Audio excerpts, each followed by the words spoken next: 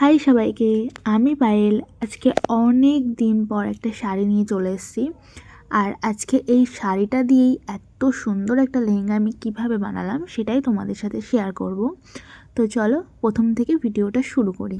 তো প্রথমেই এখানে আমি লেহেঙ্গার নিচে দেওয়ার জন্য 3 মিটার বাটা নিয়ে নিয়েছি।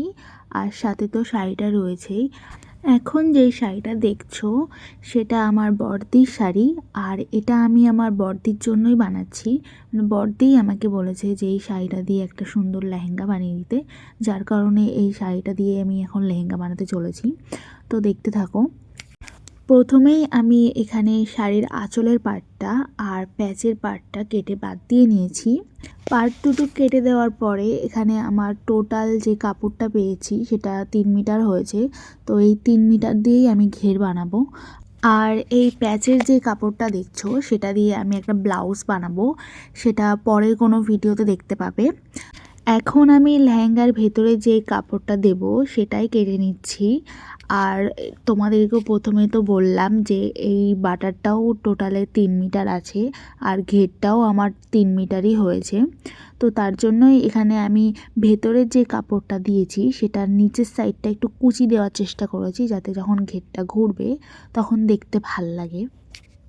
তারপর এখানে আমি ওপরের পাটটাও কেটে নিয়েই কুচো কুচো করে হালকা হাতে কুচি দিয়ে নিয়েছি। কুচি দিয়ে নেওয়ার পরে এখানে আমি সামনের পাটটা আর পেছন পাটটা একসাথে ফেলে দেখছিলাম কতটা কি আসলো। এরপর এর সাথে একটা কোমরপটি লাগিয়ে দিই। আর কোমরপটি লাগানোর পরে সাইডটা জুড়লেই আমার পুরো লেহেঙ্গাটা রেডি। তো চলো লেহেঙ্গাটা তোমাদেরকে দেখাই।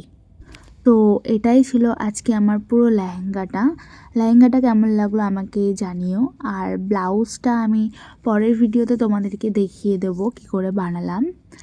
আর তোমরাও যদি মনে করো আমার থেকে কোনো কিছু বানাবে তাহলে আমাকে মেসেঞ্জারে SMS করতে পারো। আজকের ভিডিওটা এখানেই শেষ করছি। দেখা হবে পরবর্তী কোনো ভিডিওতে। আর হ্যাঁ, ভিডিওটা কেমন লাগলো সেটা অবশ্যই জানাবে আমাকে। ততক্ষণে বাই বাই।